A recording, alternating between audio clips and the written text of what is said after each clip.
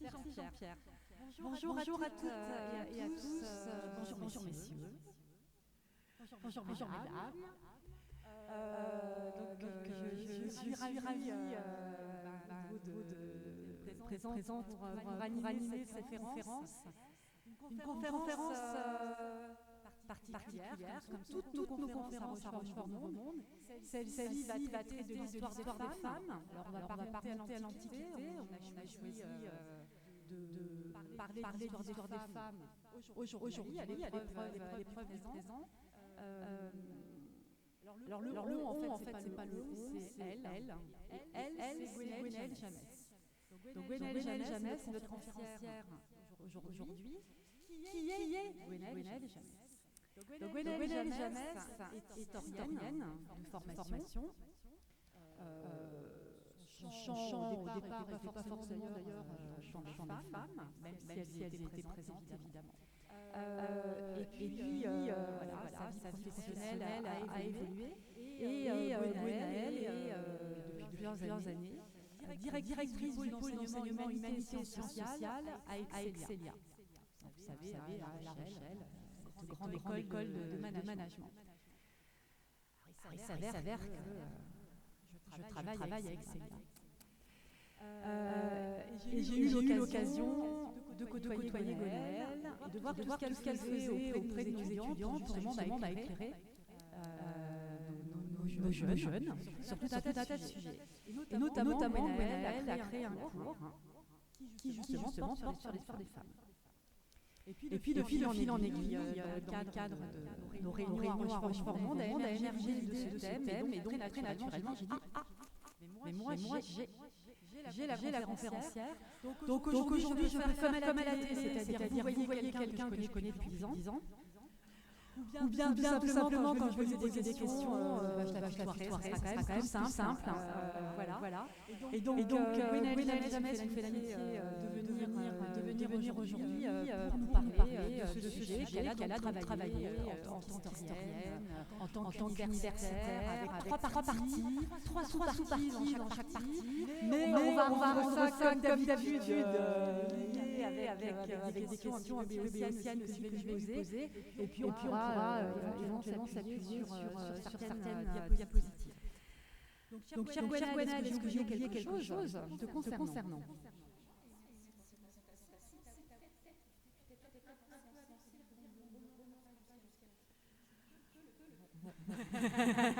Alors, sachant qu'on a qu'une heure, deux conférences, évidemment, vous cédez la parole.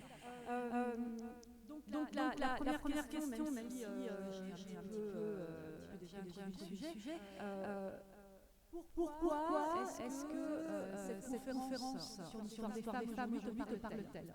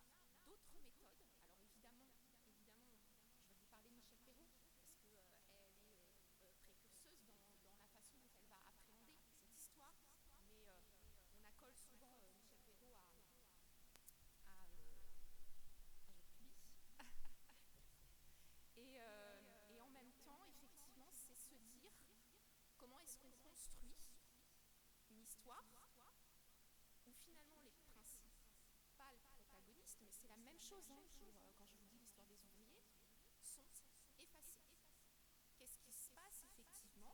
lorsque vous n'avez pas en tant qu'historien de sources officielles pour construire l'histoire, et comment effectivement est-ce qu'on va finalement documenter cette histoire. Donc, depuis les années 70, je vous rassure, ça a été résolu. Mais effectivement, cette question de la visibilité, vous allez voir, elle va souvent revenir dans mon propos, parce que c'est une question essentielle. Visibilité des femmes dans l'espace public, c'est des périodes où elles sont extrêmement présentes et puis d'autres où elles le sont moins. Et en même temps, on va aussi appuyer aujourd'hui, et ça va être ce qui va nous intéresser aussi dans une seconde partie, sur comment est-ce qu'on s'appuie finalement aujourd'hui sur cette histoire, une fois qu'on a compris comment elle s'était construite et comment est-ce qu'on avait pu la documenter, pour éclairer toutes les luttes actuelles et pourquoi est-ce que certains thèmes effectivement sont mis en avant plutôt que d'autres, et on va comme ça ensemble faire le pont entre ce qui a été et ce qui est. Donc là, commencer à introduire le sujet. Tu nous parles quelque part d'effacement en fait, des femmes pendant un certain nombre de siècles. Est-ce que tu peux caractériser rapidement cet effacement et nous dire si c'est un processus structuré ou est-ce que c'est juste un oubli de la société? Alors, les deux. En gros, effectivement, régulièrement, on va le voir, les rôles, les apports des femmes ont été invisibilisés. Alors, un auteur, une autrice, Titu Lecoq, elle parlait de ce qu'elle appelle un biais de transmission. Je vous explique. Aujourd'hui, moins de 10% des figures qui sont mentionnées dans les manuels scolaires sont des femmes. Normal. Je vous ai expliqué et je viens de dire, bah oui, en fait, l'histoire des femmes n'était pas construite. Donc, elles n'apparaissent pas dans les manuels scolaires. Dans l'espace public, ce que je vous expliquais tout à l'heure, 6000 statues en France, c'est-à-dire 6% représentent des femmes qui ne sont pas des allégories, qui sont des vraies personnes. Cette visibilité, elle est nécessaire. Alors, c'est un processus qui effectivement a été structuré, qui a été volontaire, qui a été intériorisé. Moi, je voudrais aussi faire une parenthèse sur la langue. Parce qu'effectivement, on a eu, ces années qui viennent de passer, beaucoup de débats sur la langue. Comment est-ce qu'on nomme? Est-ce qu'on dit autrice? Est-ce qu'on dit auteur? Est-ce qu'on dit auteureux? Qu'est-ce que ça veut dire? Mais nommer les choses, c'est déjà les faire apparaître dans l'espace public. Or, effectivement, si vous prenez par exemple, je ne vais pas remonter à l'Antiquité, mais si on s'arrête juste sur le Moyen-Âge, on dit tout le temps, vous savez, quand les époques, on trouve qu'elles sont un petit peu moyennes, on dit « Ah, mais c'était le Moyen-Âge ». Et pourtant, au Moyen-Âge, eh bien, on nommait les choses. Une femme, je ne sais pas, qui était boulangère, pas la femme du boulanger, non, celle qui faisait le pain, eh bien, elle était nommée boulangère. Parce qu'effectivement, au Moyen-Âge, les femmes sont dans l'espace public, elles travaillent, ce qui ne veut pas dire qu'elles ne travaillent pas quand elles sont chez elles, mais ça veut dire qu'elles travaillent et qu'elles sont reconnues en tant que telles. Et elles sont reconnues en tant que telles aussi parce qu'on le nomme. Et ça a d'importance parce que ça n'est effectivement que à la fin du XVIIe siècle, l'Académie française, Richelieu, où on va progressivement enlever de l'espace public la féminisation des choses et où on va imposer que le genre soit masculin. Donc ça peut sembler des débats, vous savez, quand vous les entendez, qui semblent non pertinents, sauf que comment est-ce qu'on donne de la visibilité si on ne nomme pas les choses? Et donc ça, c'est une première chose qui me semble importante. Et puis au-delà de ça, effectivement, depuis l'Antiquité, l'histoire, elle a été écrite par les hommes et elle a été écrite pour les hommes. Quand on écrit l'histoire d'un empereur, on n'écrit pas l'histoire de l'impératrice, on n'écrit pas l'histoire de la femme qui est avec lui. On écrit simplement et on suit dans une volonté hagiographique évidemment, de mettre en avant, de donner un exemple. On donne un exemple de l'homme, on ne donne pas l'exemple qui est celui, par exemple, de la femme. Alors vous savez, c'est ce qu'on appelle, souvent, peut-être vous en avez entendu parler, c'est l'effet Mathilda. L'effet Mathilda, c'est quoi? Eh bien, c'est même quand par exemple, Marie Curie découvre ou, par exemple, part sur les champs de guerre avec ses petites camionnettes pour faire des radios des blessés, finalement, c'est pas Marie Curie dont on va entendre parler, mais c'est de Pierre. L'effet Mathilda, c'est une très grande philosophe qui s'appelle Hannah Arendt, qui, quand elle intervient dans le débat public, est toujours ramenée à celui qui a été, à un moment donné, son compagnon. On ne fait pas ça si on a un philosophe ou si on a un historien. On ne ramène pas systématiquement à celui qui l'accompagne, mais pour les femmes, on le fait. Et donc, cet effet Mathilda, il est documenté et effectivement, il montre encore une fois cette volonté, ou en tout cas cet effet qu'il y a toujours d'invisibiliser. Merci Gwenaëlle. De fait, est-ce que cette Mathilda, ces défacements, etc., pose un problème aujourd'hui, notamment pour les nouvelles générations? Oui, ça prive les filles de modèles. Si vous ne pouvez pas vous identifier, vous façonnez un autre imaginaire. L'histoire, encore une fois, va conforter des rôles genrés, particuliers dans la société. Il n'est pas question, surtout, ne pensez pas qu'il est question de dire ce qui est mal ou ce qui est bien. C'est juste de poser un constat. C'est le constat, effectivement, que si vous n'avez dans l'espace public que 6% de femmes représentées, non pas pour ce qu'elles sont, mais pour ce qu'elles ont fait, c'est très difficile pour une jeune fille de s'identifier. C'est très difficile ensuite de se construire parce que il y a une philosophe aussi qui s'appelle Manon Garcia qui a écrit ce qu'elle pensait être, enfin ce qui est un ouvrage de philosophie que je vous recommande. Je vous ai fait une petite bibliographie derrière si vous voulez aller plus loin. Manon Garcia, elle a écrit. On la mettra sur le site. Manon Garcia, elle a écrit un ouvrage qui est devenu un best-seller et qui s'appelle On ne naît pas soumise, on le devient. Parce que plus vous catégorisez et plus vous faites rentrer dans des cases, et plus les modèles dans lesquels vous allez vous reconnaître vont être ceux-ci. Parce qu'il ne s'agit pas simplement de se dire on a catégorisé ou on a genré les femmes, les hommes aussi, du coup, en miroir, l'ont été également.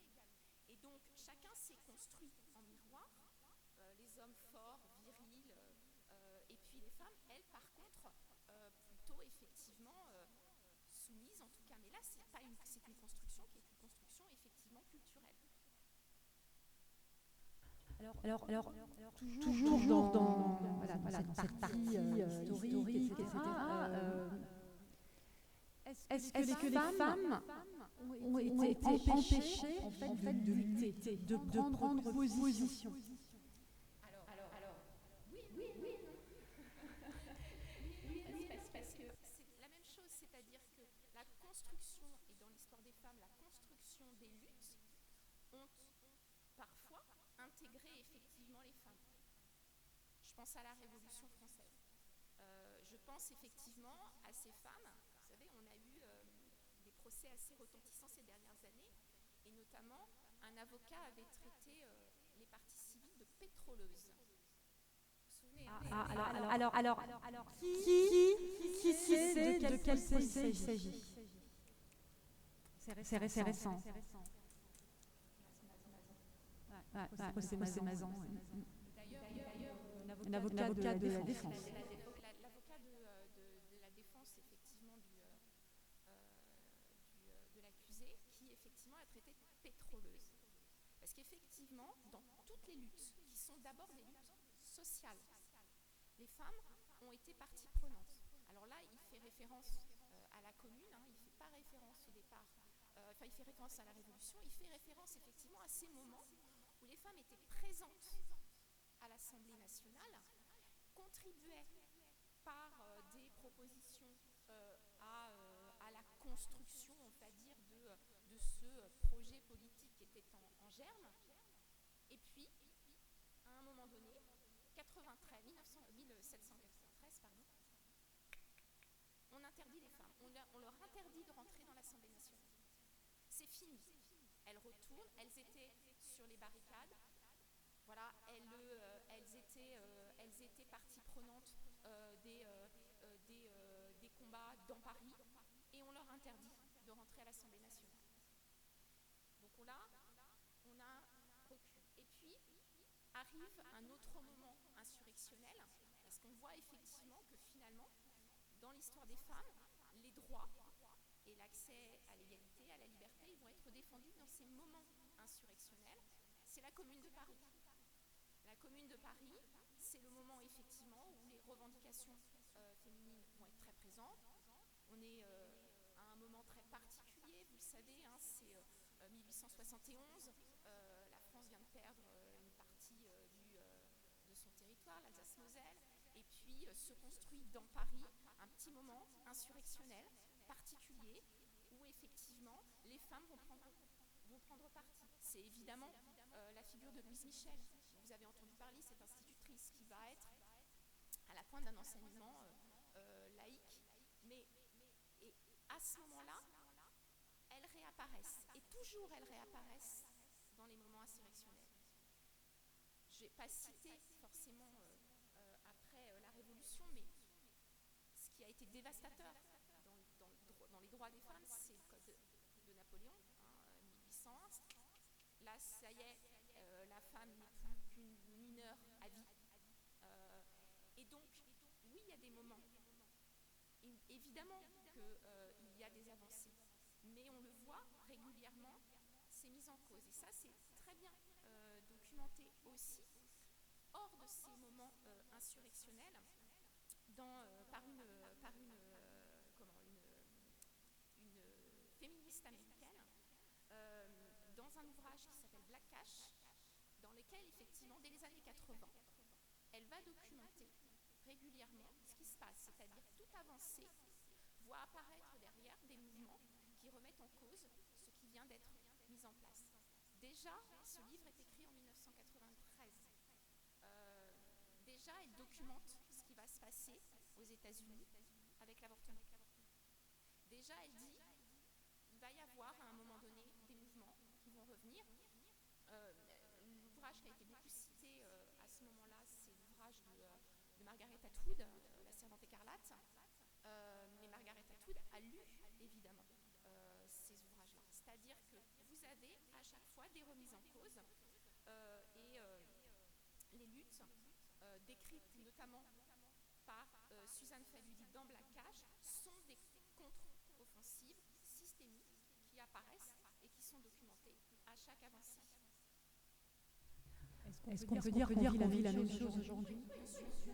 Alors, bien sûr que les droits ont encore progressé, mais effectivement, on l'a vu après notamment toutes les révélations autour de MeToo, on a des débats médiatiques qui se sont recentrés sur la crise de la virilité, avec des mouvements masculinistes très forts qui sont apparus, avec effectivement des arguments qui sont toujours celles de soit détourner le problème, soit discréditer les militantes ou caricaturer les revendications qui sont faites. Donc, il y a des figures qui ont marqué. Vous les avez vues, je vous voyais tout à l'heure, quand vous vous installiez, tout le monde essayait de deviner, se disait ça c'est Marie Curie. Ici, effectivement, on reconnaît des grandes figures. Bien sûr, Olympe de Gouges, bien sûr, Simone de Beauvoir, bien sûr, Gisèle Halimi.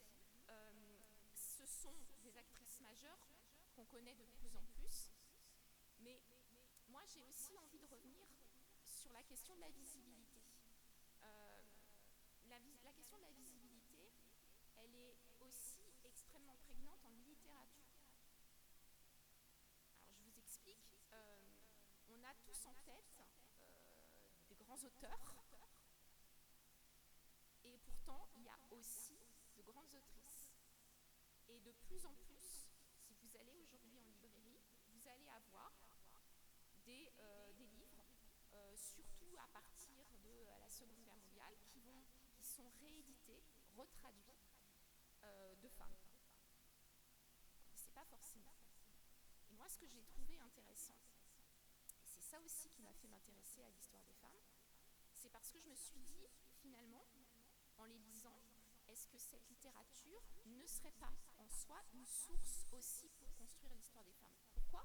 Parce que si vous croisez cette littérature, quel que soit le pays, vous vous rendez compte que les thèmes sont toujours les mêmes. Alors évidemment, Virginia Woolf, un lieu à soi, forcément, mais que cette question du lieu à soi, on le retrouve pratiquement dans tous les ouvrages. C'est-à-dire que quand vous ouvrez un ouvrage, quand vous ouvrez un livre de littérature féminine, et que vous commencez à lire, quel que soit encore une fois le pays, hein, là moi je peux vous citer l'Italie, alors la France évidemment, l'Angleterre, les États-Unis, vous allez retrouver d'abord une femme qui vous explique qu'elle s'est acheté un cahier, qu'elle s'est acheté un crayon, et qu'elle se demande quand est-ce qu'elle va écrire, et si elle le cache ou pas à son mari. Et ça c'est extrêmement intéressant parce que aujourd'hui, faire de l'histoire en tant que chercheur, c'est aussi se battre contre l'idée, enfin, l'histoire ou les sciences humaines dans leur sens large, c'est aussi se battre contre l'idée qu'il s'agit d'une opinion. L'histoire, en tout cas les historiens sérieux,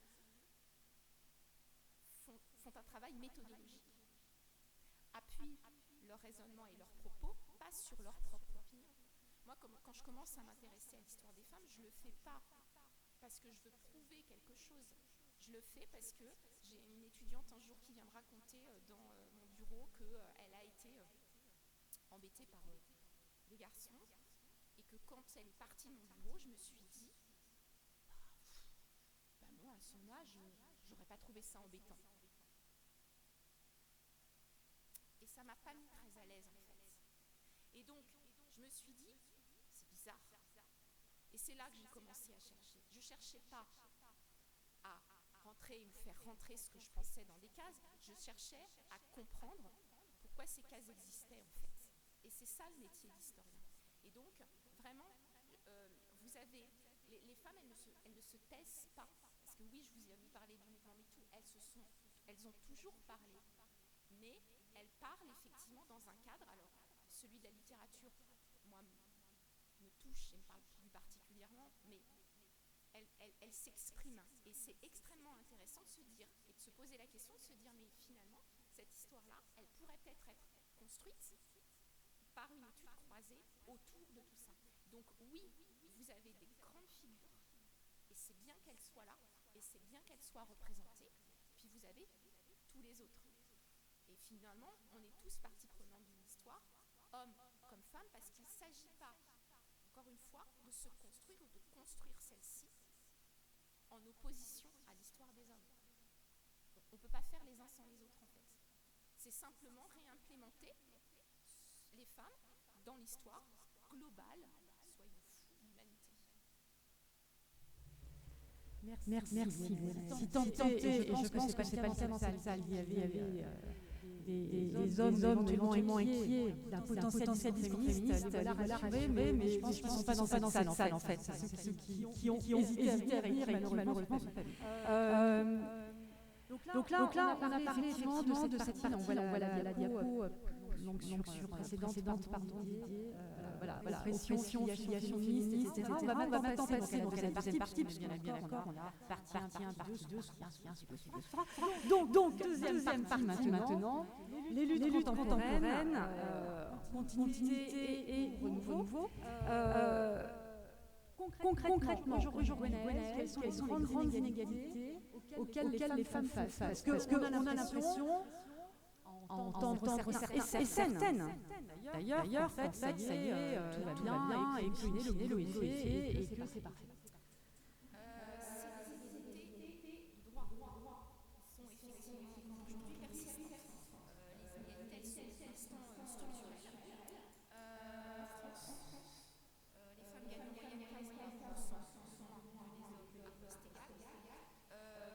Sont aussi Alors, c'est un différentiel qui s'explique par différents facteurs. Vous avez évidemment la situation professionnelle, vous avez aussi le sous-évaluation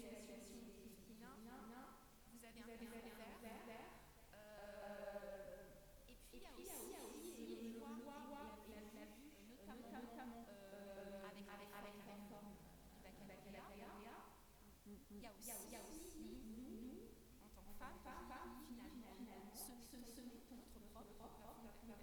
Alors pourquoi je parle de puisqu'en fait, l'idée avec la réforme du bac, c'est les lycéens choisissent leur propre spécialité et voir s'effondrer.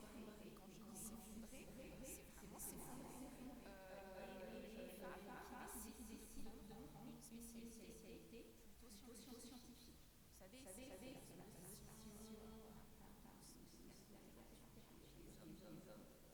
il y a la science et on le voit, c'est-à-dire qu'au-delà d'une égalité structurelle, il y a celle qu'on s'impose aussi.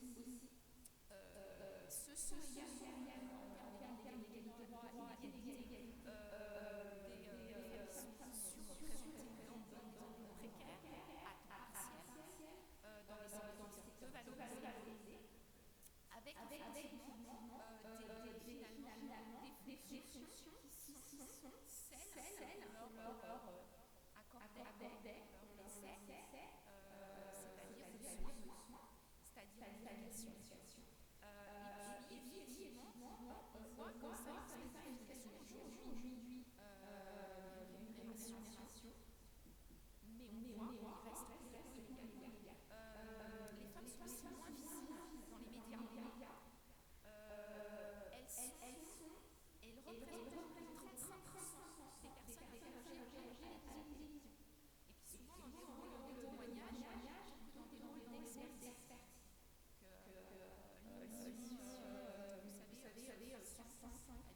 C'est dans l'air. Les animateurs expliquent énormément en fait à faire venir les femmes expertes parce qu'elles disent tout le temps ah mais si je suis pas super experte sur tel sujet, moi je viens pas. Et donc elles ont du mal, c'est-à-dire que là Sur CNews, elle devrait trouver.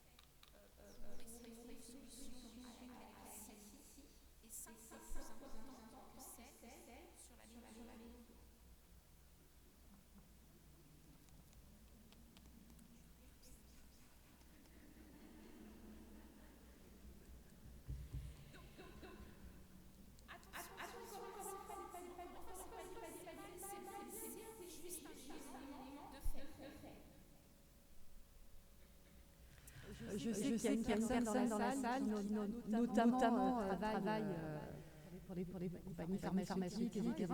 Et qu'effectivement, cette personne me racontait que très compliqué de demander un remboursement de médicaments pour les femmes, notamment atteintes de sclérose, alors que ces médicaments existent. Parce qu'en fait, ça n'intéresse pas ces messieurs qui sont effectivement, alors c'est pas des hommes, mais en fait, ils sont qu'une commission d'hommes en fait, qui décide au niveau de la sécurité sociale on va rembourser ou pas rembourser. Et que pour eux, ces symptômes-là, pas grave. Or, on a aujourd'hui les moyens de pouvoir soigner certaines femmes, beaucoup d'entre elles, et voilà. Des parenthèses fermées, je ne connais pas, je pense que c'est déjà reconnu.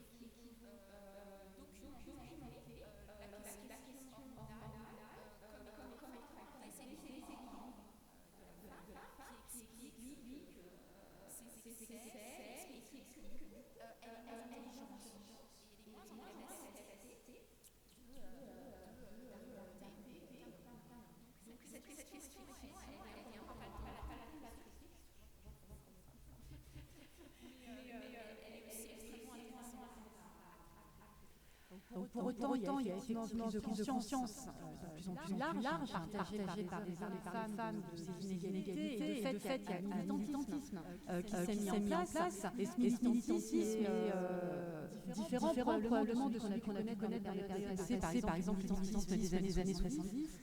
Et d'ailleurs, aujourd'hui, il y a un gros mot, qui est féministe, parce que ça renvoie effectivement à ces luttes qui ont été un peu caricaturées dans les années 70. Est-ce que tu peux nous en dire un mot?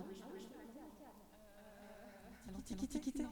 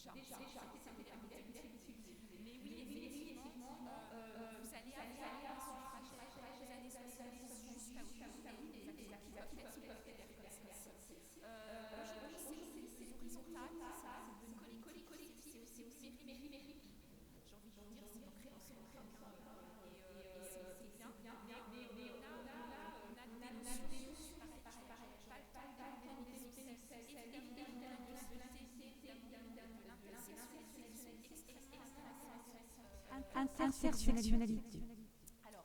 Ça veut dire.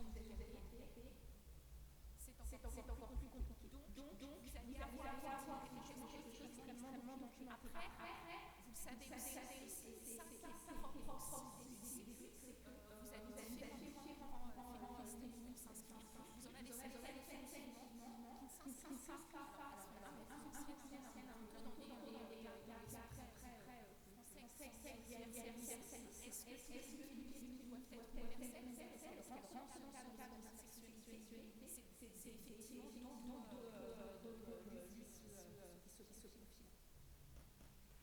Merci. Et est-ce qu'on peut dire, Gwenaëlle, que les luttes féministes servent à quelque chose? Est-ce qu'elles réussissent, par exemple, à faire évoluer la législation? Typiquement. Bien évidemment, mais ça va même loin. Je parlais le lien avec ce dont je parlais sur la littérature.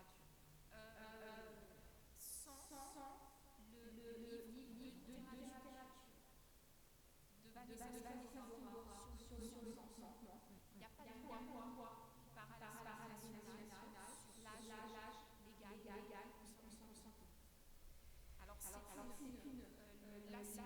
revendication qui semble pas jaillir, en tout cas qui est assez claire, pourtant elle est présente. Elle est présente, et c'est pour ça que je voulais revenir sur évidemment que l'IVG, sa reconnaissance en Constitution, c'est extrêmement important, que les débats aujourd'hui sur le viol, et ça renvoie à Anne Garcia, qui donc, et c'est pareil, je vous recommande, a encouragé cette notion qui effectivement à 6 mois est extrêmement intéressante à observer. Et donc l'histoire des femmes, ça va donner du poids aux vocations. On voit aussi que ça s'inscrit dans un milieu plus large et que ça légitime effectivement politiquement les choses. Évidemment que ça avance. Évidemment effectivement la situation des femmes et aujourd'hui des femmes se construisent. L'historienne Christine Barbarini, voyez, j'en dis plein d'historiennes. Je pense que ce serait aussi les historiens l'ont fait, mais c'est pas aussi sans les mécanismes.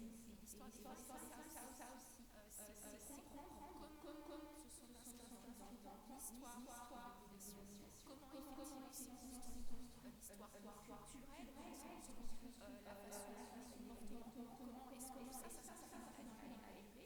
C'est fondamental pour appuyer suite à la revendication et pour laisser la place encore une fois à la totalité. Merci Gwenaëlle. Partie 3. Partie 3. Donc on a discuté effectivement d'oppression des femmes, etc. C'est la première partie. La deuxième partie, on allait parler des luttes féministes, même s'il y aura beaucoup peut-être à rajouter, mais j'ai confiance à l'auditoire présent poser peut-être des questions tout à l'heure. Et on arrive donc à la dernière partie qui porte sur la transmission, la déconstruction effectivement de certains modèles et la mondialisation, parce que c'est aujourd'hui l'époque qui nous amène à croiser les regards sur l'ensemble des continents. Donc on est parti pour une question sur cette dernière partie qui porte donc sur la transmission. En quoi c'est important? Je pense qu'on l'a déjà un peu compris, et comment on transmet en fait. Alors, je reviens bien, mais on ne peut pas éviter l'expression par la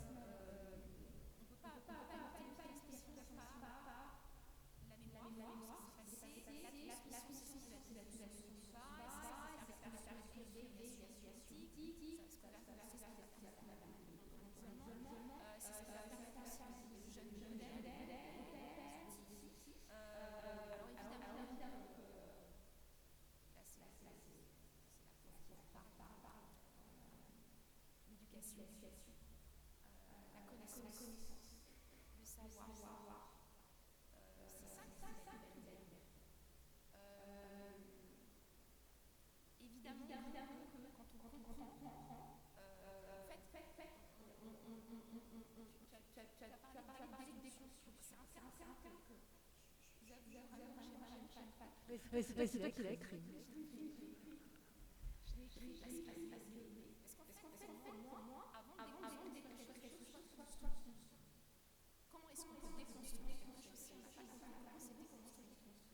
Ça risque d'être fait forcément comme il faut. Et donc, avant, effectivement, construction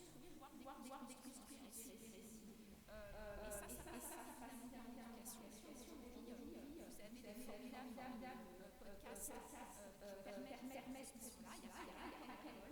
Vous avez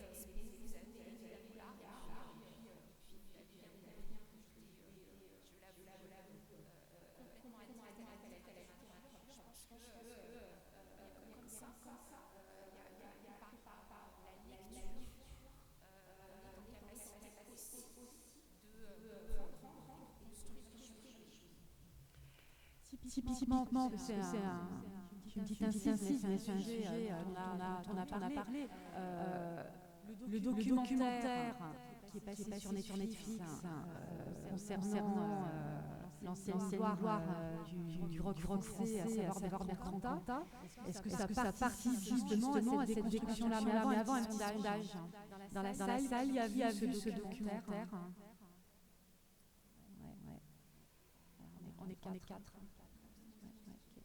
5, 6. Ok, expliquez-nous.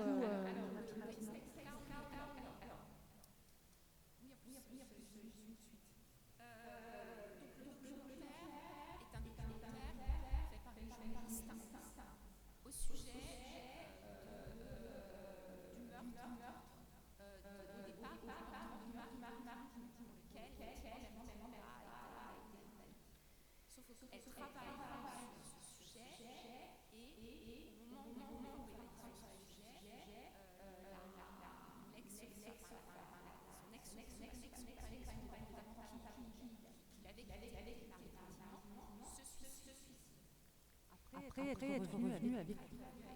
Elle va poursuivre l'enquête et c'est implacable. Alors oui, ce format peut donner accès. Ce qui est dommage à mon sens, c'est qu'effectivement, pour le coup, il n'a pas souhaité cette partie. Elle l'a souhaité, mais il n'a pas voulu. Et donc, effectivement, vous avez un documentaire qui part du principe comme il n'a pas pu s'exprimer, avec ce point de vue.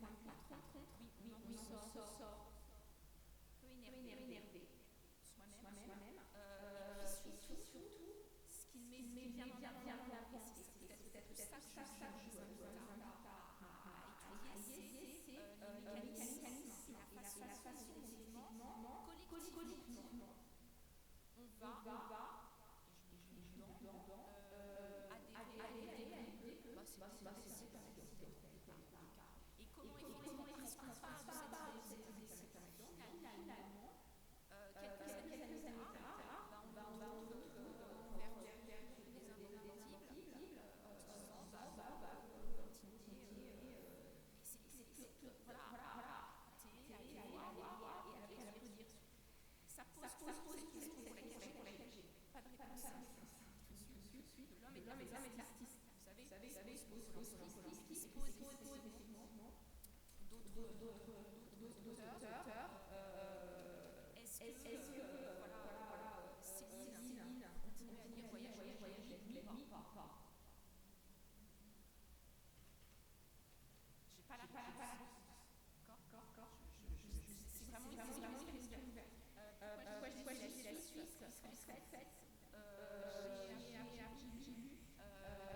quelques jours un documentaire fait par Préparation sur une chaîne, je crois que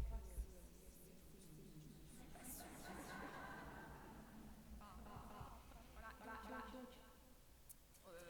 ça peut rentrer dans la mais en fait, ça reste un documentaire juriste. Encore une fois, vous n'avez pas sur le moment regardé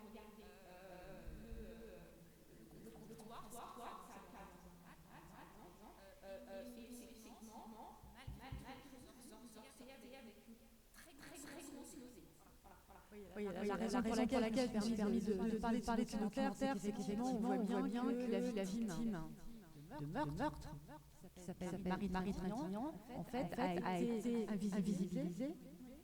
Et en fait, est passée de victime quelque part à chercher, puis elle nous a privé de notre chercheur, leader C'était ça, en fait.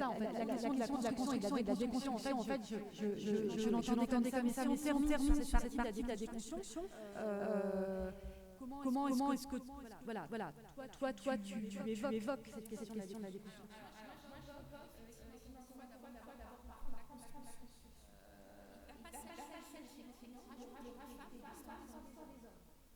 Il s'agit aussi d'abord de comprendre comment et donner des activités aux femmes dans le sens large, dans l'espace qui est celui du temps historique. Ça, c'est une première chose.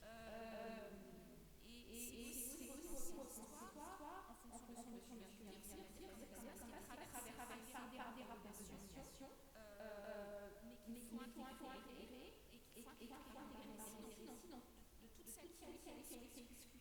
Et aujourd'hui, c'est une solution, c'est un texte qui est marginalisé, voilà, qui est racisé, tout effectivement, cet ensemble de voix qui ne laisse pas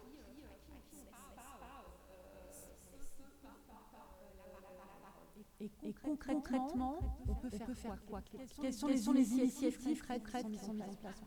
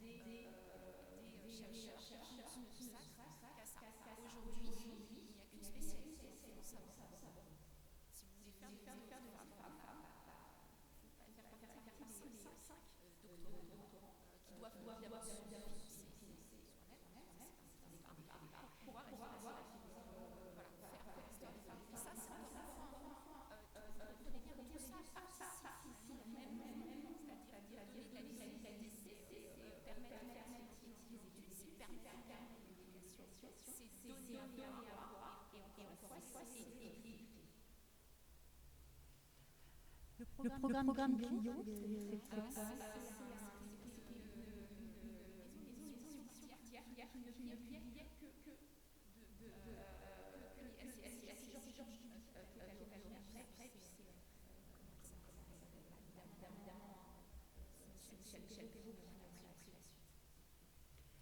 Alors on arrive vers la fin de la conférence sur la partie effectivement de la mondialisation. Est-ce qu'on peut dire qu'il y a un féminisme mondial, il y aurait une naissance féministe mondiale?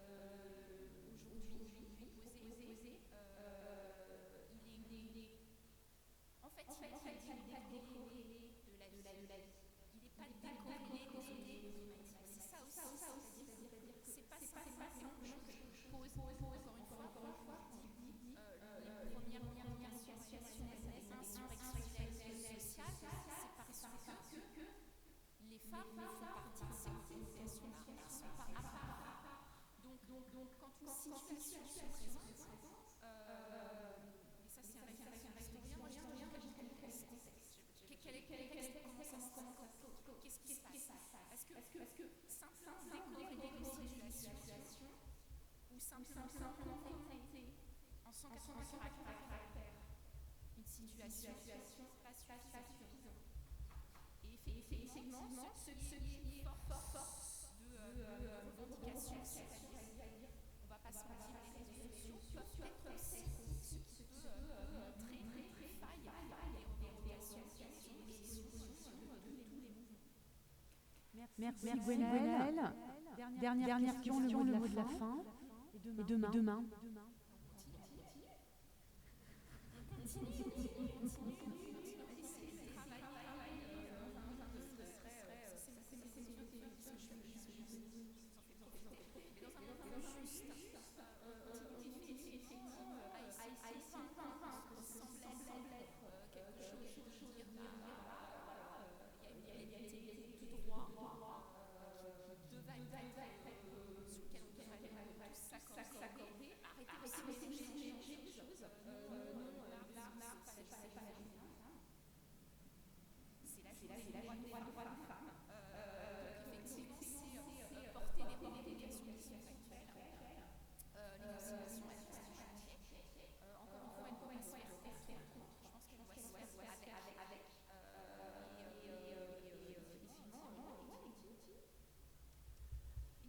Merci Gwenaëlle.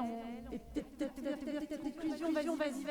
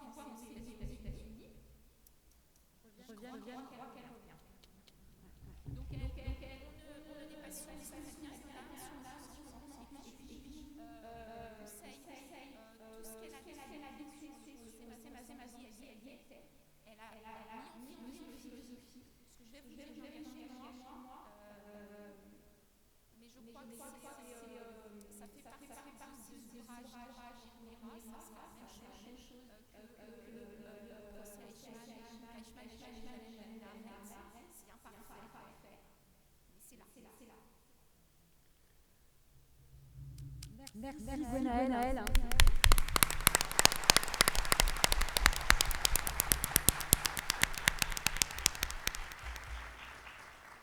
Cher public, la parole est à vous. N'hésitez pas à poser des questions, à apporter un témoignage. Il y a des mains qui se lèvent un peu partout.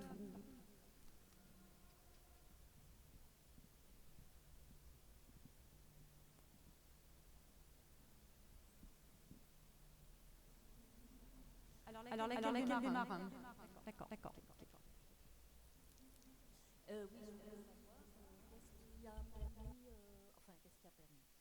Qu'est-ce qui a fait que les femmes il y a eu l'effacement des femmes, vous disiez, après le Moyen-Âge, avec Richelieu, etc. Comment ça a commencé et pourquoi ça se poursuit régulièrement? Dans un premier temps, effectivement, au moment donc on va terminer. Enfin, en France, en Europe, on a une chronologie, une périodisation, excusez-moi, qui est extrêmement précise. On va estimer que le Moyen-Âge se termine au moment de la découverte de l'Amérique, où on plonge effectivement dans l'époque moderne. C'est aussi, et c'est pour ça que je vous dis qu'il ne faut pas décorréler les choses, c'est qu'on est à ce moment-là dans la construction pour la plupart des monarchies européennes, de monarchies centralisées. En France, ça atteint évidemment, comme vous le savez, son apogée avec Louis XIV, où centralisation des pouvoirs. Et cette centralisation des pouvoirs, elle passe effectivement par un effacement des femmes de l'espace public, c'est-à-dire par, en quelque sorte, une mise en avant des rôles de chacun au sein du Royaume de France. Ça, c'est la première époque. Ensuite, effectivement, à chaque fois, vous allez avoir, encore une fois par des moments insurrectionnels, des retours des femmes dans l'espace public. Pour la France, c'est évidemment après cette période dite moderne, la période de la Révolution française, qui nous fait basculer dans ce qu'on appelle en périodisation historique l'époque contemporaine. Et donc là, évidemment, vous vous souvenez tous, les femmes vont chercher le roi et la reine à Versailles pour les ramener. Le récit, c'est qu'elles vont chercher parce qu'elles ont faim et qu'elles n'arrivent pas à nourrir leurs enfants. Évidemment, elles ont aussi des revendications sociales et de réapparition dans l'espace public. Et vous avez à chaque fois, donc après, on a parlé tout à l'heure, vous avez de nouveau un effacement, puisque vous avez le code civil de Napoléon qui reprend la main et elles disparaissent. Il y a un élément dont effectivement je n'ai pas parlé, c'est le poids de la religion. Mais paradoxalement, c'est au Moyen-Âge où effectivement on n'imagine pas une société organisée autrement que par la religion qu'elles sont le plus visibles. Donc vous avez effectivement comme ça des balanciers culturels, politiques qui interviennent pour, on va dire, à chaque fois, soit laisser la place, qu'elles prennent, encore une fois, elles apparaissent dans l'espace public parce qu'elles prennent ce rôle-là suite à soit des revendications sociales, et puis après elles se réeffacent dès que le mouvement de balancier reprend. Merci Gwenelle. On peut rajouter cette passé après la Première Guerre mondiale. Elles ont travaillé pendant la guerre et que les hommes sont venus, les a mis à la cuisine. Il y avait une autre question. Oui. Alors déjà, je voulais vous remercier parce que j'ai trouvé cette conférence extrêmement enrichissante et pour ma part, je suis en train de monter une association depuis février qui accompagne des femmes victimes de violences intrafamiliales sur le chemin de Compostelle. Je viens de rentrer de Compostelle avec ces femmes et dans les échanges qui se sont tenus, j'ai constaté à quel point justement l'histoire avait eu un impact sur leur propre construction, puisque les violences se sont faites par le fait de ne pas pouvoir dire non, affirmer certaines limites. Donc je vous remercie d'avoir pu mettre encore plus de documentation qui permettent de mieux comprendre d'où on vient et vers où on va. La question que j'aimerais vous poser, c'est comment on répond à des personnes qui vont... Alors je prends l'exemple d'un de mes amis qui salue ce mouvement, mais par contre, il m'a dit « fais attention à ne pas tomber dans l'ultra-féminisme ». Alors, qu'est-ce que vous répondriez à cela? Parce que moi, j'étais choquée de sa question, comme si c'était extrême ce que j'étais en train de faire. Voilà. En fait, je suis embêtée par votre question parce que mais peut-être que je ne sais pas ce que c'est que l'ultra-féminisme. Exactement, moi non plus. C'est de revendiquer une visibilité, une place. Est-ce que c'est de bouleverser un ordre qui semble établi? Ça peut être ça. Et j'ai du mal à vous répondre parce qu'encore une fois, moi, dans mon rôle, on pourra peut-être en parler après, là, je vous dirai, mais ici, dans cette posture finalement que j'ai, c'est de dire, mon rôle, c'est de donner des éléments de fait. Mon rôle, c'est de dire aussi, en fait, il y a aussi des comportements. C'est des choses qui semblent pas graves, où votre ami va vous dire « Oh ben oui, mais enfin ça c'est quand même pas grave ». Moi je vous conseille, par surprise, de lui faire la même chose.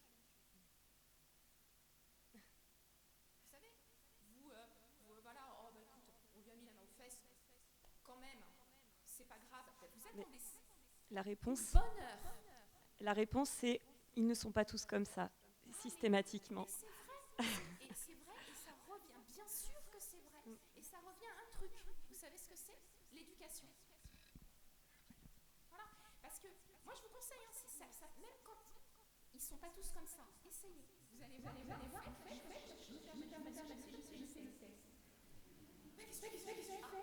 j'envahis ton espace. Voilà, c'est encore une présentation.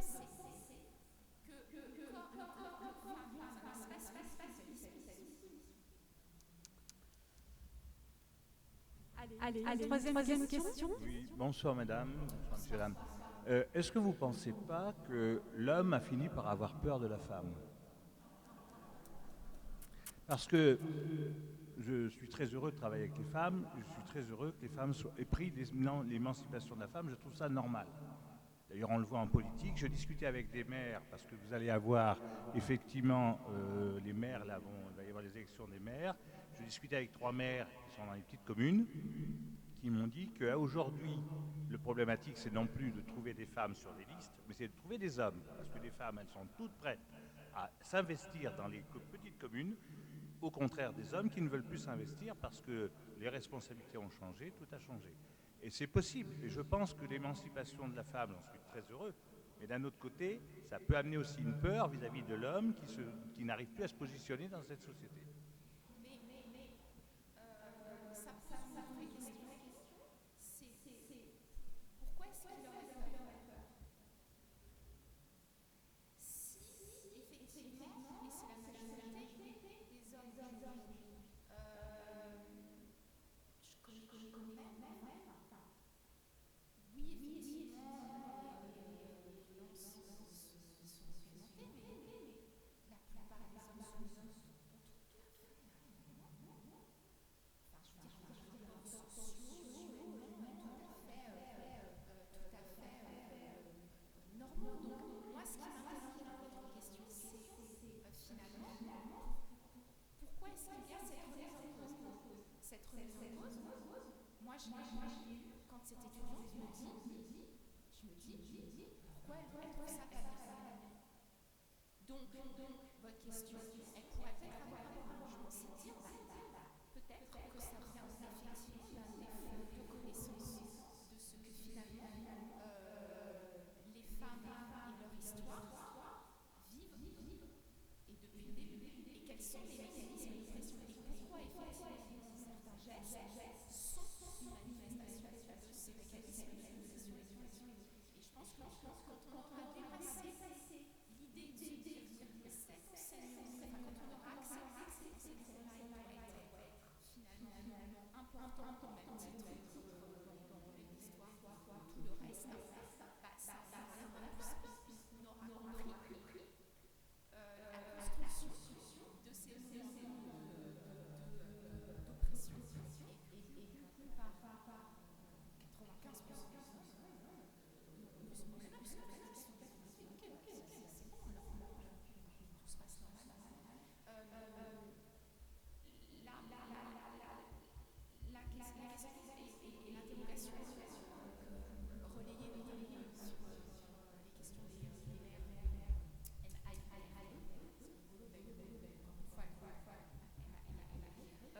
c'est aussi celle de laisser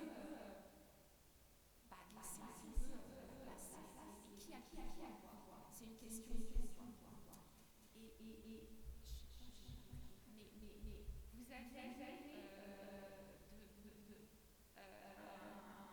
excellent alors c'est un roman, mais c'est un roman qui raconte le paléolithique. Comment effectivement au paléolithique, eh bien vous allez avoir à un moment donné les hommes qui, parce qu'ils ne comprennent pas, mais qu'ils y voient un pouvoir énorme, celui qu'ont les femmes de porter et de donner naissance à un enfant. Comment est-ce qu'ils vont pouvoir contrebalancer ce pouvoir? Parce que comme ils ne comprennent pas comment ça se fait que c'est les femmes qui les enfants qui font mal, eh bien,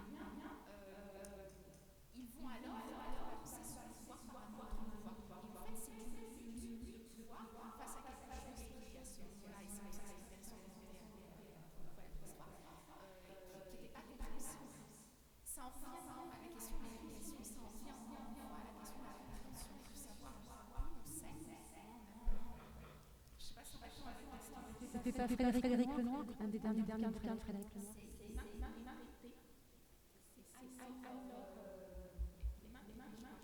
Allez. On passe à une autre question, madame.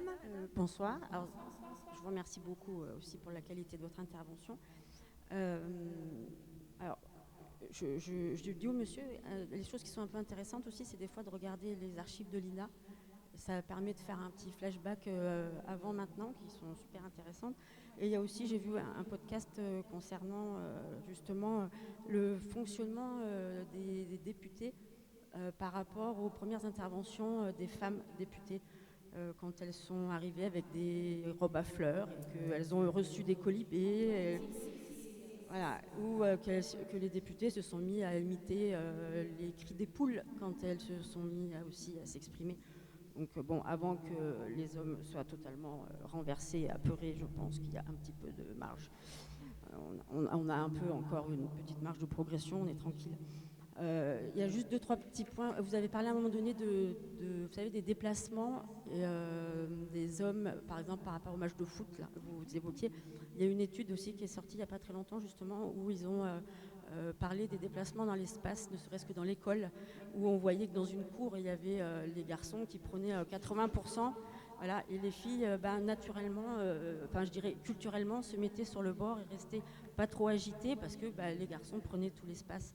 Donc ils avaient fait ça, mais avec des petits gilets qui étudiaient les déplacements et tout. C'est hyper intéressant. C'est un truc, si vous voulez regarder, c'est...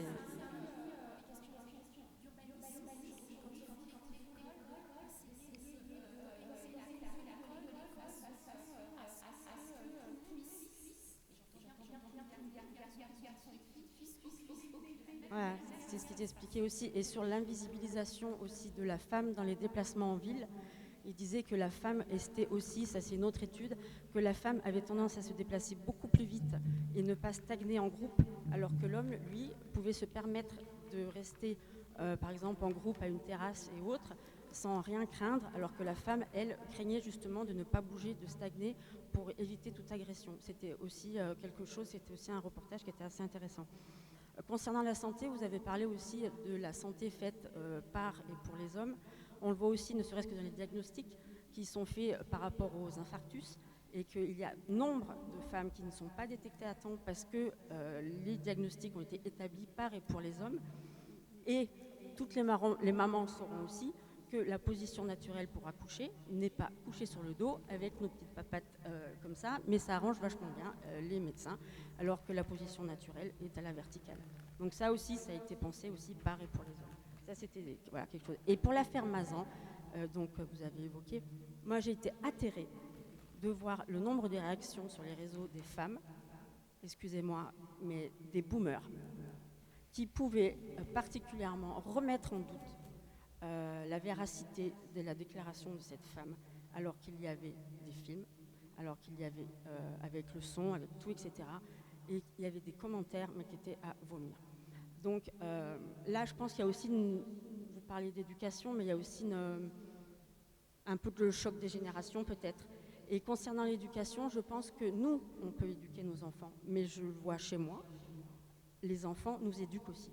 Et il faut aussi qu'on soit ouvert et accepter ceux qui nous apportent, parce qu'ils peuvent beaucoup nous apporter aussi.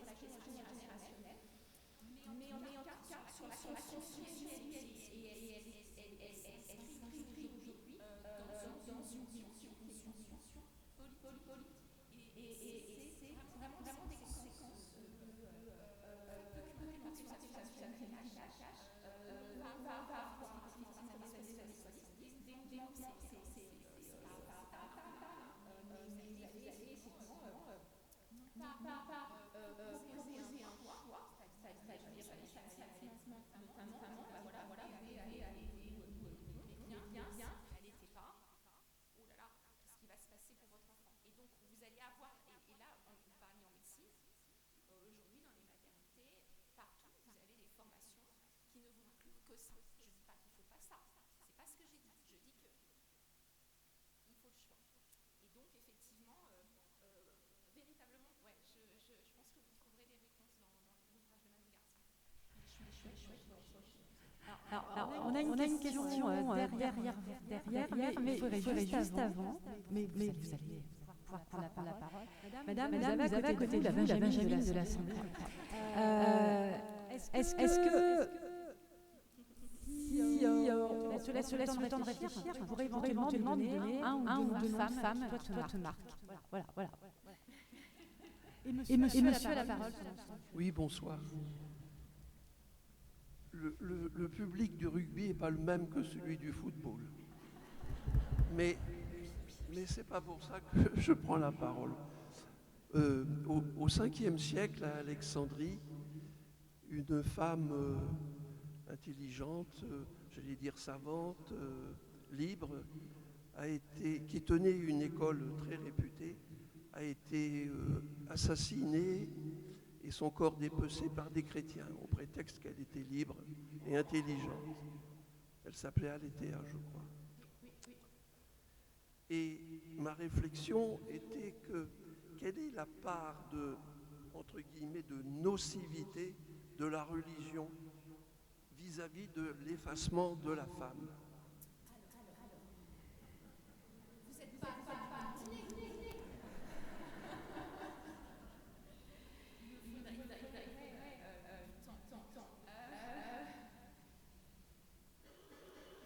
les religions dans leur sens large, que ce soit les trois monothéismes, que ce soit les religions polythéistes, entretiennent un rapport avec la question de la pureté et de l'impureté, qui de facto donne un élément de sens et de domination supplémentaire aux hommes.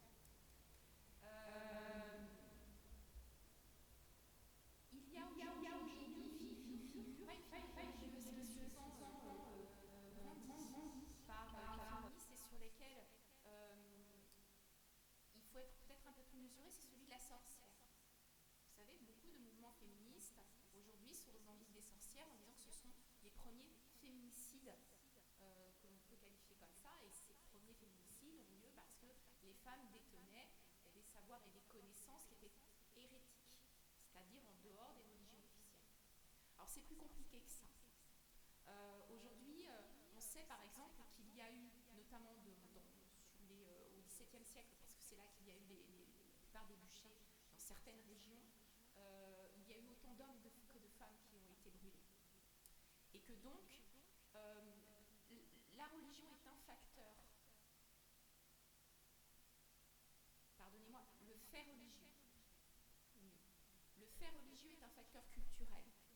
Et donc, de la même façon que le fait politique en est un, il va être contributif d'une explication effectivement des pouvoirs de domination sur les femmes. Mais ce n'est pas le seul. Et c'est le cas dans toutes les religions, sauf la première, c'est-à-dire l'animisme. C'est-à-dire effectivement qu'à partir du moment, et pourtant ça renvoie à une question de la nature qui est une autre raison de domination et de pouvoir. Mais ce n'est pas le seul. Le fait religieux n'est pas le seul. Mais forcément, effectivement, qu'à partir du moment où, au concile de Nicée, en 425, vous écartez certains récits, dont notamment des récits de femmes, de facto, vous reprenez le pouvoir sur un récit, et puis ça nous ramène à ce dont on parlait sur la littérature, et ça nous ramène à ce qu'on parlait sur c'est que finalement, l'histoire des femmes, c'est l'histoire d'un récit de la moitié de la population qui aujourd'hui est encore en construction.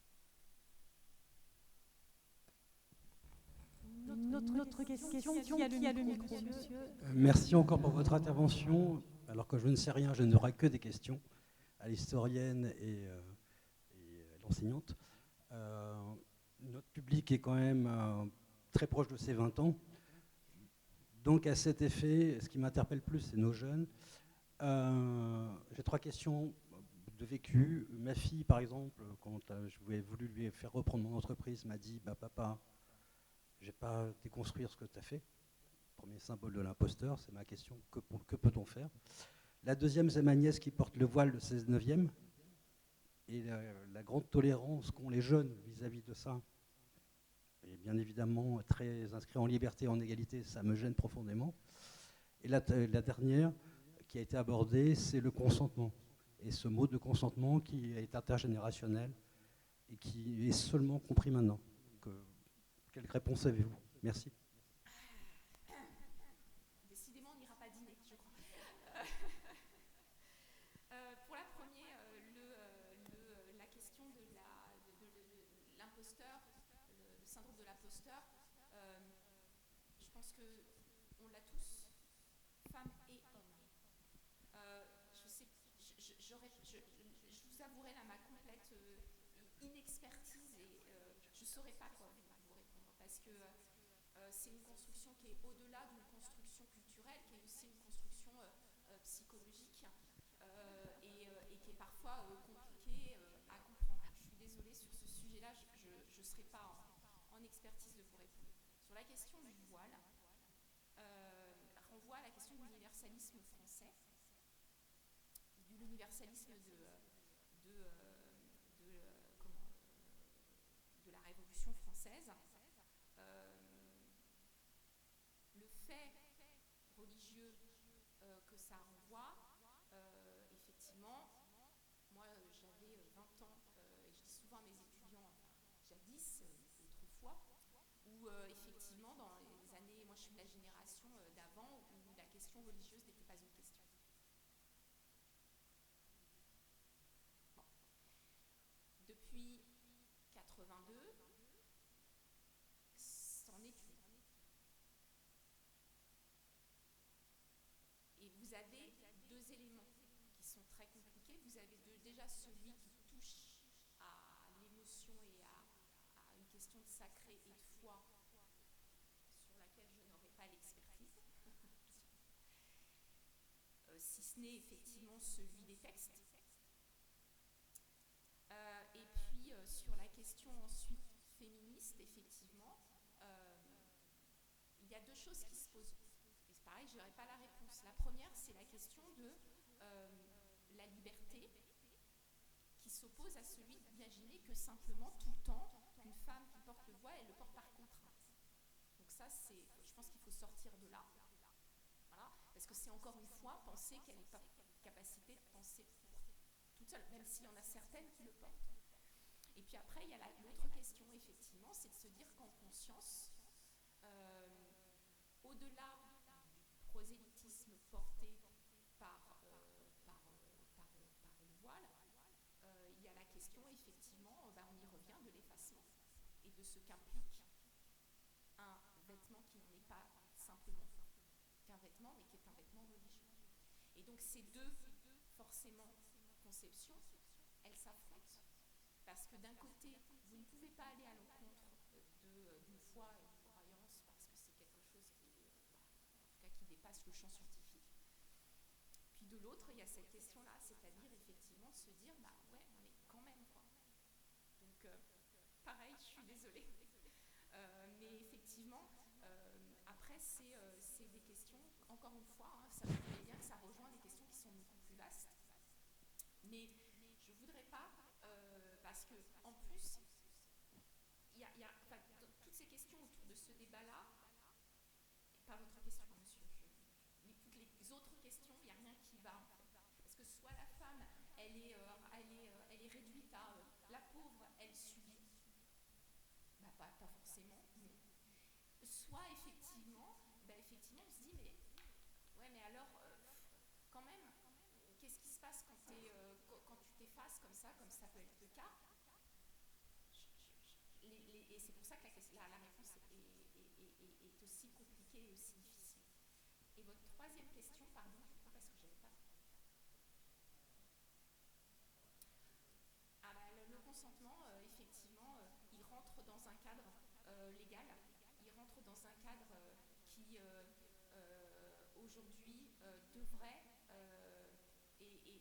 être, on va dire, en partie expliqué, parce qu'en fait, les premiers consentements, et c'est ce qu'explique Manon Garcia, les premiers consentements, ils sont liés à la propriété. Quand vous achetez une maison, vous faites quoi? Vous signez un consentement, en fait. Le vendeur vous signe un consentement. Et donc, effectivement, elle documente, parce que les premières questions où on voit apparaître dans la loi cette question du consentement, c'est pour l'achat de propriété. Pareil, je vous laisse ça là.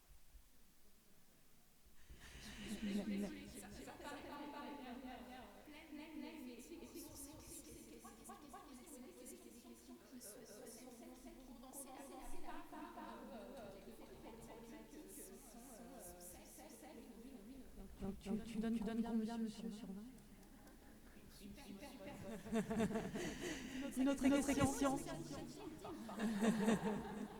Madame, moi j'ai une question, elle sera plus facile, mais franchement, je suis désolée de passer après des questions aussi importantes. Alors déjà, vraiment un grand merci, parce qu'en 1h15, vous avez vraiment balayé tellement de sujets. Et ma question, c'est en tant qu'élu.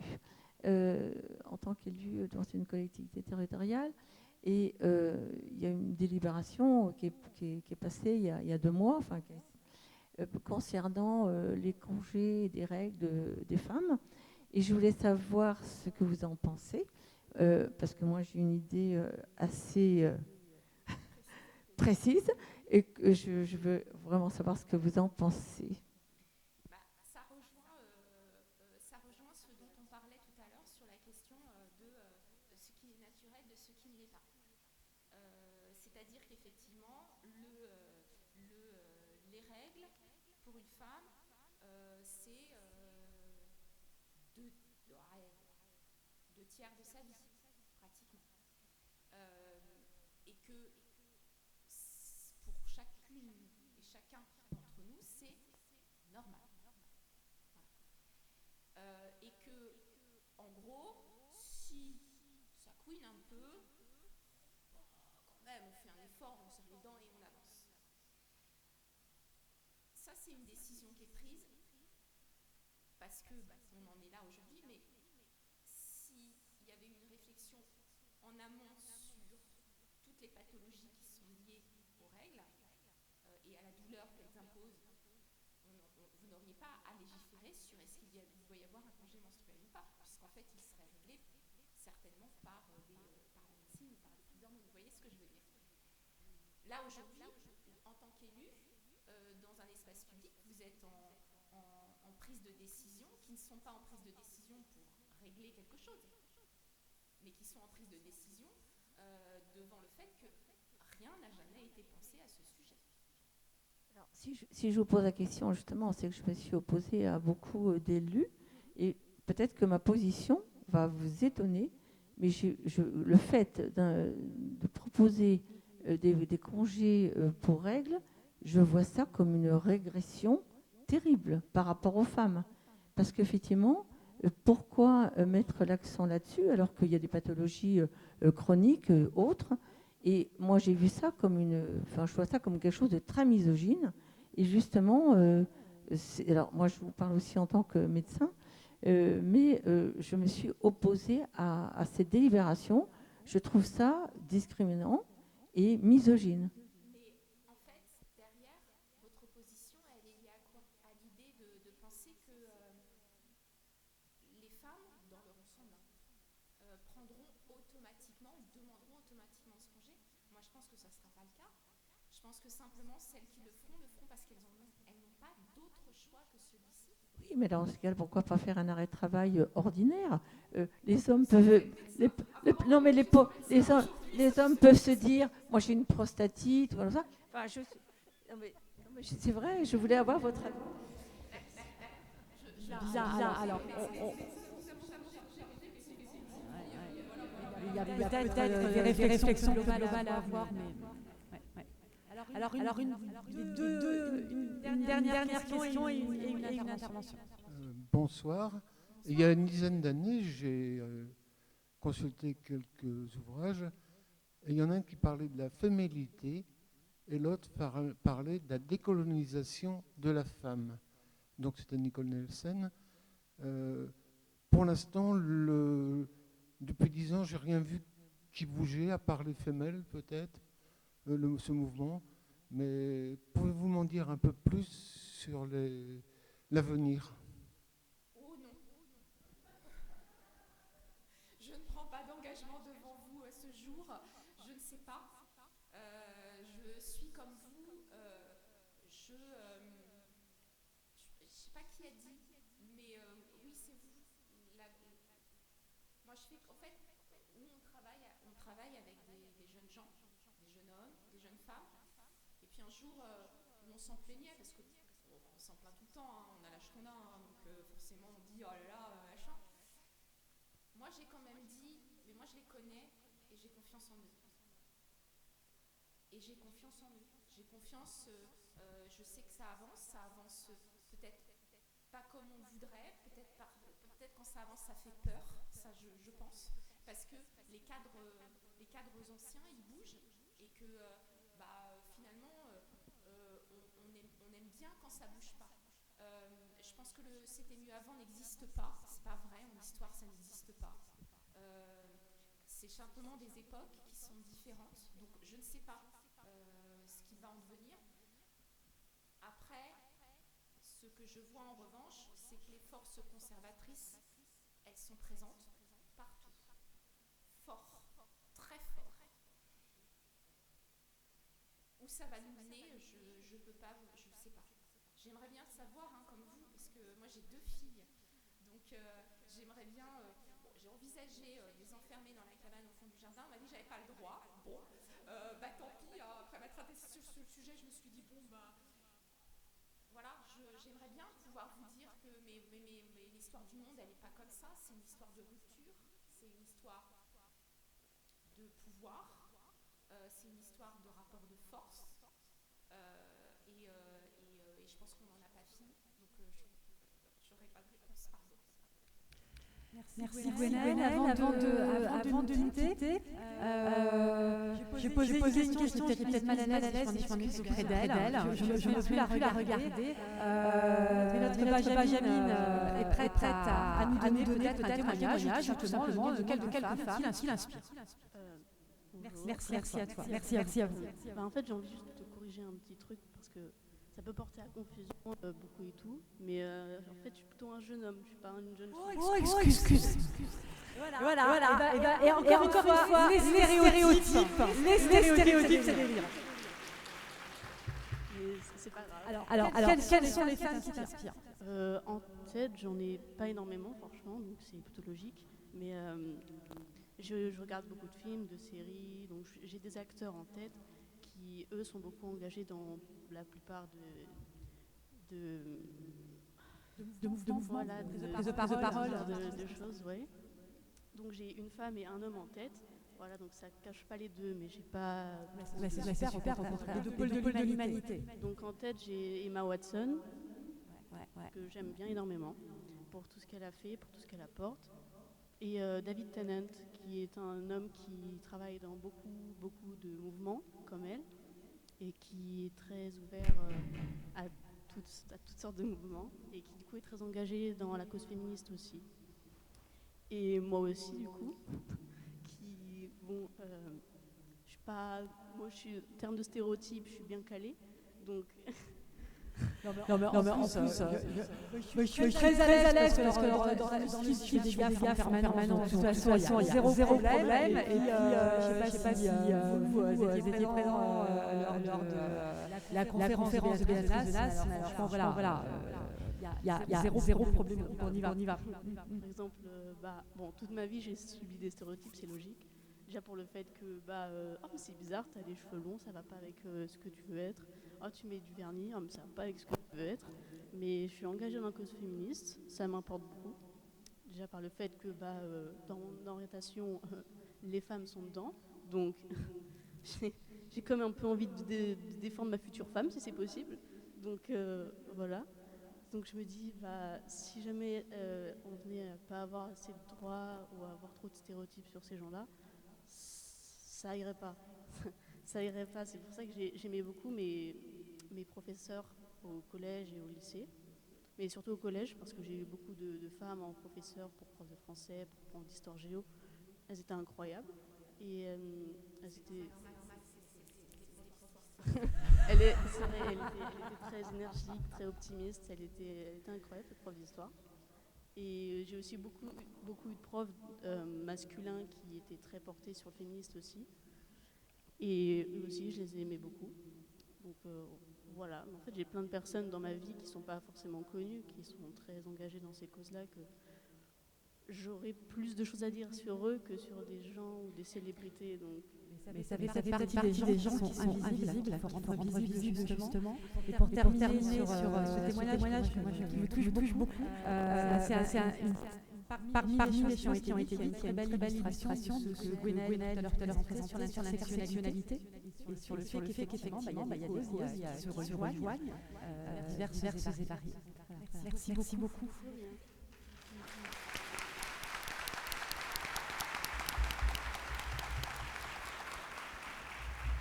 Le mot de la fin, Jean-Pierre. Oui, bien sûr. Est-ce qu'on a applaudi Gwenaëlle? Non? Alors on va applaudir Valérie.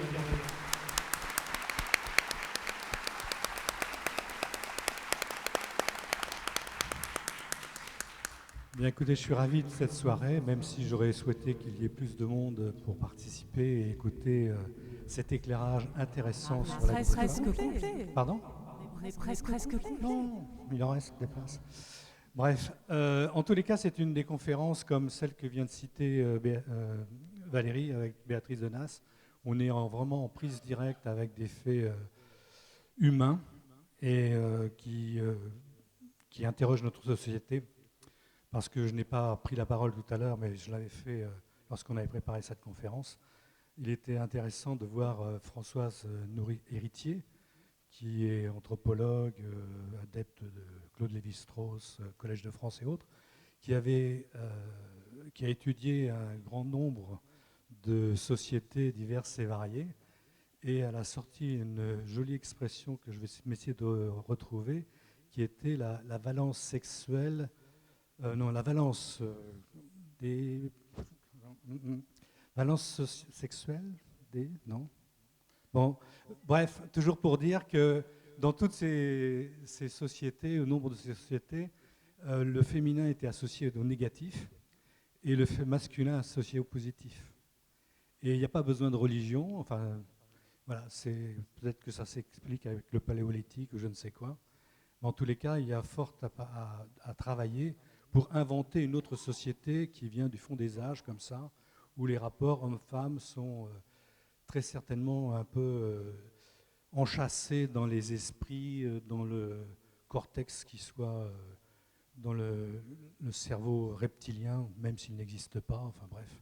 Toujours est-il qu'on véhicule un tas de choses depuis la nuit des temps et qu'il est bon de réfléchir à faire autre chose que ce qui a été fait jusqu'à maintenant. Bref, cela étant, merci encore. Deuxièmement, on va passer au rafraîchissement. Gwenaëlle n'a pas de livre à faire signer et à vendre, donc sentez-vous libre. Et vous pouvez l'interroger, continuer à parler avec elle. En ce qui concerne Rochefort Nouveau Monde et notre avenir, on va se mettre en vacances, voilà, comme tout le monde. On va normalement reprendre au mois de septembre, mais on travaille sur des programmes un peu ambitieux. Donc vous serez informés en courant de l'été de ce que nous prévoyons de faire. Et n'hésitez pas à communiquer via le site, qui va lui aussi changer. Envoyez-nous des propositions, des suggestions. On sera à l'écoute pour faire en sorte que ces rencontres correspondent à vos attentes et à des besoins. Donc merci à vous pour votre présence. Et puis, dernier élément. La cagnotte. Merci. Alors là aussi, c'est très ancré. Les femmes sont vénales. Merci. Non, c'est pour le bien commun. C'est pour le bien commun. Donc, en l'occurrence, juste à la sortie, il y a ce qu'on appelle un coup de pouce, un tronc, vous pouvez...